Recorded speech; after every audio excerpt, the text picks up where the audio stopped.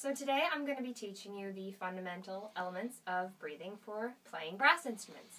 So we're going to start off with posture.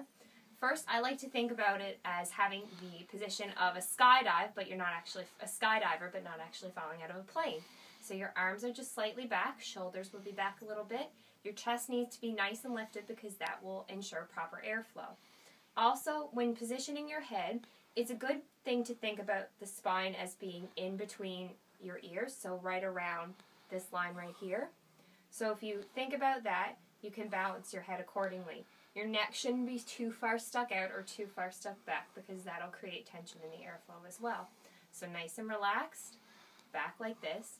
When you're standing, your feet should be more towards the balls of your feet. That's where you should stand. So that will ensure that you're more stable on your body. Knees shouldn't be locked. They should be nice and loose, but not too relaxed so that you're slumping over. Just nice and tall and straight. Also, for myself, I find when I lift my chest, my back tends to sway like this. So a quick remedy for that will be to tuck your hips just slightly under, which keeps a nice straight stance. So if I were to look in the mirror, I would be standing up nice and straight. So now for the sitting posture, you want to adopt some of these same things, so the same head and neck position, also the same shoulder and chest position. But instead, you don't want to keep your feet on the balls of your feet. They just need to be nice and relaxed and planted on the floor. Again, knees should be bent and comfortable. And your back should not be faced against, should be lying against the chair because that will cause slouching, could cause some more leaning forward. So just a nice tall straight stance with the chest lifted. You can tuck your hips a little bit under here as well because sometimes that can cause your back to go too far forward if you don't. So I'm going to show you with the tuba.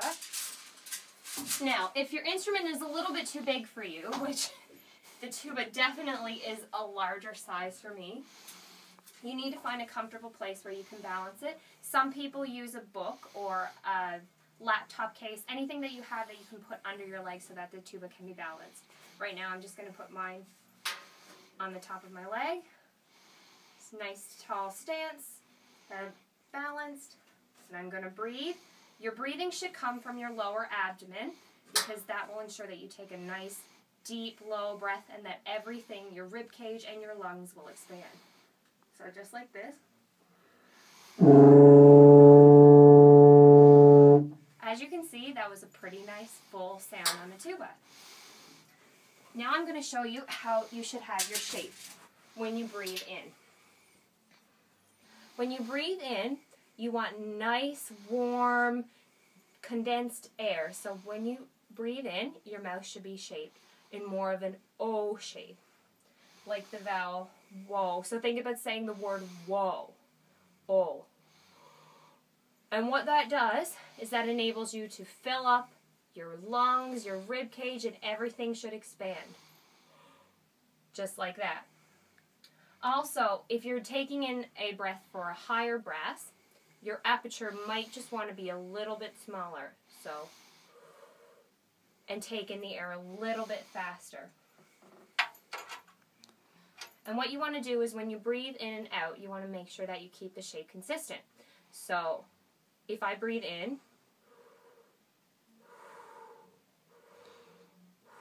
and out, that O shape should not change as I exhale or inhale. When you breathe, the air should be constant. You don't want it to taper at the ends and you don't want to take in too much or let out too much too quickly. So if I were to demonstrate that, it would be like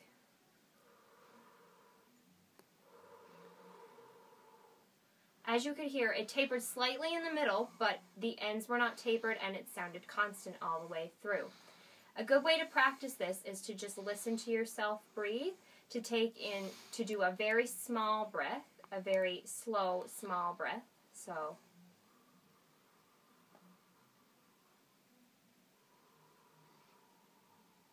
and then exhale the same way.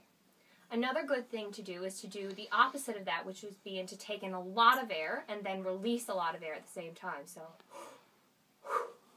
and then in between that, you can find the nice constant airflow in between. So, as you can see that there was no difference between the inhale and the exhale. One thing you want to make sure when you're inhaling is that it's quiet, because if you can hear it, usually there's something not working right. So a very calm exhale. And you don't want to hear it when you're about to play your instrument either. So you can hear the exhale slightly because that's releasing your air. That's a little bit different. Also, you want to have smooth transitions when you're breathing in and when you're breathing out. So if I were to cup my hands around my face,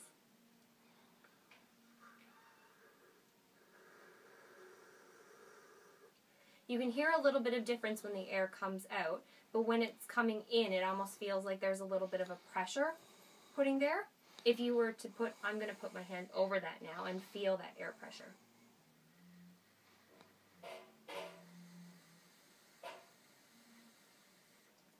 That time, where I put my hand over my mouth, that caused a little bit of the air to have a little bit less pressure, so then that gave a constant airflow in and out. If you do that without a straw, it would sound like, without a straw, without cupping your hands, it would just sound like this. And for brass players who play lower brass, like the tuba, you would want to have more of an open shape there. So, another thing that you should take in mind about your breathing is that you want your mouth to be opened up. Everything needs to open up in your mouth cavity. So it should be, you shouldn't feel a really stiff face like this when you breathe in, or sucking in your cheeks when you breathe, because what that does is that prohibits the space that you can get. Instead, what you need to do is breathe in, almost breathe in the shape that you create, and that way you will have a good constant airflow.